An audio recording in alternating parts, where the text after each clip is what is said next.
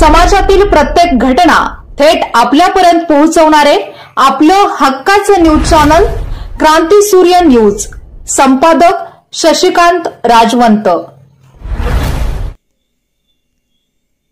घातक शस्त्र बाळगणाऱ्यांच्या वर इस्लामपूर पोलिसांनी कारवाई करून त्यांना 1,81,100 रुपयांच्या मुद्देमालासह ताब्यात घेतले आहे।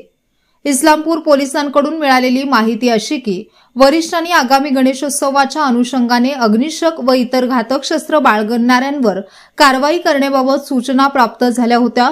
सदर सूचनेप्रमाणे पोलीस निरीक्षक संजय हारुगडे, इस्लामपूर पोलीस ठाणे, सहाय्यक पोलीस निरीक्षक राहुल घुगे व स्टाफ यांचे पथक इस्लामपूर पोलीस ठाणे हद्दीमध्ये पेट्रोलिंग करीत असताना गोपनीय माहिती मिळाली की राहुल शिंदे हा मोटरसायकलवर दत्त टेकडी इस्लामपूर परिसरात संशयितरित्या फिरत आहे। यावरून शनिवारी रात्री 8 वाजता पोलीस पथक दत्त टेकडी जवळ गेले असता एक मुलगा आपली बुलेट मोटरसायकल क्रमांक MH12AJ0020 वरून पळून जात असताना त्याला ताब्यात घेतले। त्याची पंचांसमक्ष झडती घेतली असता त्याचे डावे बाजूच्या कमरेला रिव्हॉल्वर खोसलेले मिळून आले, तर गाडीच्या सीट जवळ कॅरियरला प्लास्टिकच्या गोणीमध्ये काहीतरी बांधलेले दिसले।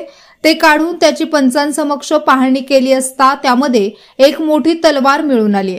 सर्व मुद्देमाल जप्त करून त्याच्याकडे अग्निशस्त्राबाबत आणखी विश्वासात घेऊन विचारपूस केली असता 3 महिन्यांपूर्वी सुशांत कुडाळकर याने दुसरे पिस्टल दिले होते।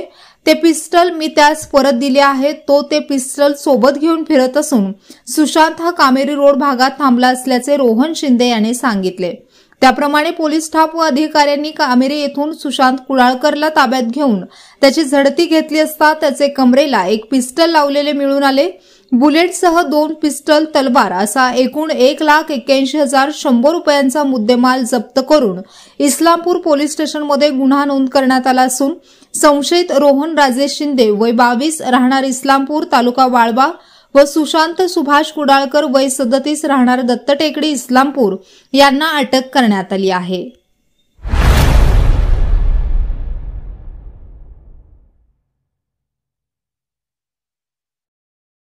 क्रांती सूर्य न्यूज। संपादक शशिकांत राजवंत। सबस्क्राइब करा,